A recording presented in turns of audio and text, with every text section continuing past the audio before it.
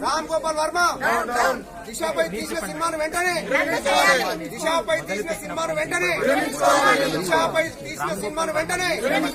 దిశపై తీసిన సినిమాను వెంటనే రామ్ గోపాల్ వర్మ రామ్ గోపాల్ వర్మ